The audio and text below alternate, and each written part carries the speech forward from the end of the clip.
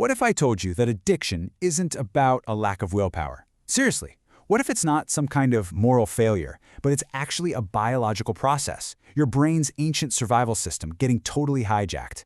We're going to explore the neuroscience of why breaking addiction is so incredibly hard, and, more importantly, discover how you can work with your biology, not against it, to finally take back control. Okay, let's just sit with that for a second. It sounds completely backward, right? I mean, we're always taught to white-knuckle it, to just fight through the craving, but it turns out, every time you try to just wrestle a craving into submission, your brain sees that struggle as a threat, and it actually cranks up the craving signal even louder. Let's break down exactly why that happens at a chemical level.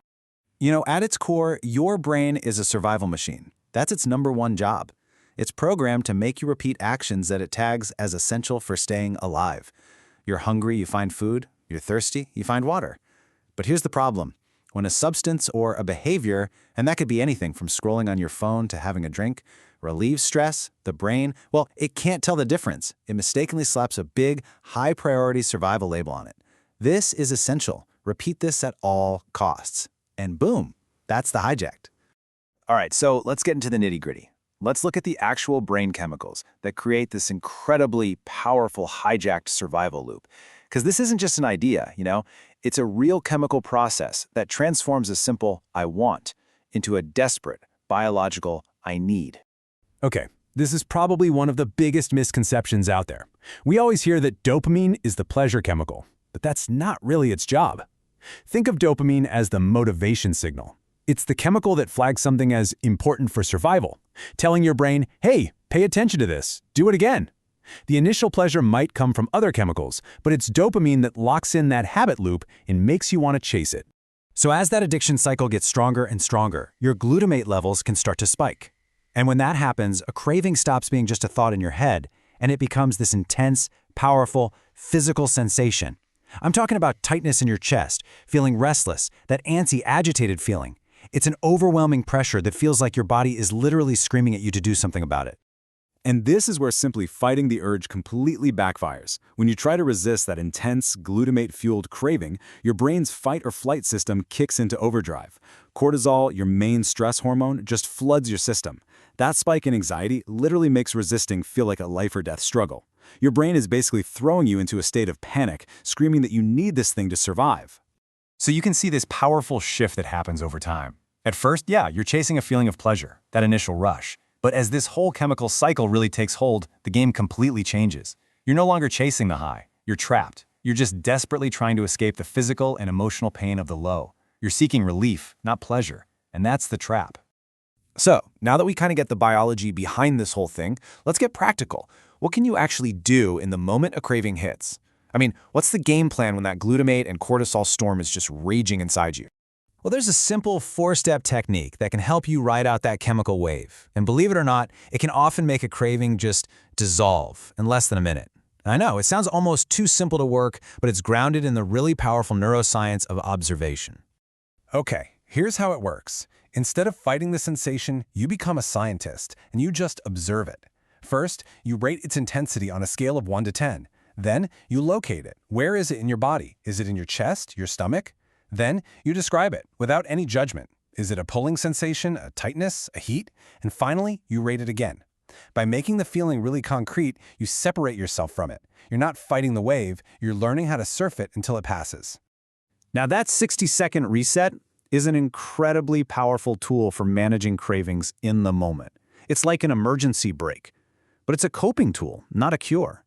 For real long-term success, you have to go deeper and start changing your environment and your underlying biology.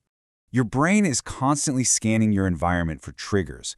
So the first step is to just make it harder for your brain to win on autopilot. Get the substance out of your space completely. Add friction. Put up some barriers that give you a moment to think before you act. And here's a big one. Instead of just stopping a habit, swap it with something else. The whole goal is to make the path of least resistance a healthier one. Okay, now this This is where it all comes together. These aren't just generic health tips, okay? These pillars directly target the brain chemicals we've been talking about.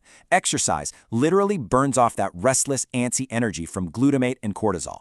Sleep is completely non-negotiable. It is the single most powerful way your brain resets its dopamine and glutamate systems every single night. And keeping your blood sugar stable with a high-protein diet helps prevent the dopamine dysfunction that fuels those cravings in the first place. And then, on top of those foundations, there are a couple of supplements that can really help calm that chemical storm. NAC is a pretty powerful compound that helps quiet those glutamate spikes, basically turning down the volume on compulsions. And magnesium glycinate is a fantastic 1-2 punch. It helps lower that stress hormone cortisol, and it boosts GABA, which is a neurotransmitter that acts like your brain's own braking system, helping you feel calm. Of course, you always want to check with the healthcare professional before starting any new supplement regimen. All right, finally, let's talk about the antidote. If the addicted brain is basically a nervous system that's screaming danger and scarcity, then what is its opposite? What is the secret weapon that can calm that entire system down at its very root? Just think about it for a second. The state of craving is all about agitation, isolation, and stress, right? So the antidote, then, has to be a state of calm, of safety, and of connection. And it just so happens there's a neurochemical specifically designed to produce exactly that feeling. And that chemical is oxytocin. Now, you've probably heard it called the love hormone, but a much better description is the safety signal. When your nervous system is all jacked up in that fight or flight state, oxytocin is the chemical that whispers, "Hey, you're okay, you're safe, you belong."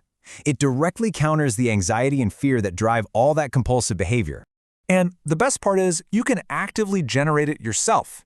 Simple things like a genuine hug, petting an animal, or spending real quality time with friends can boost your oxytocin levels. And one of the most powerful ways is through service, just helping someone else. It shifts your brain's focus from your own sense of lack to your connection with other people. It's amazing. So really, the most crucial thing to take away from all of this is a fundamental shift in how you see it. This isn't about being a good person or a bad person. It's about your brain's ancient survival software running a faulty program. It is a biological problem, and that's why it requires a biological solution. You don't beat it by white-knuckling it and fighting harder. You beat it by understanding the system, by observing the cravings, by rewiring your environment, by fixing your biological foundation, and by fostering connection. And so that leaves us with one final thought. What's just one small step you can take today to start working with your brain instead of against it?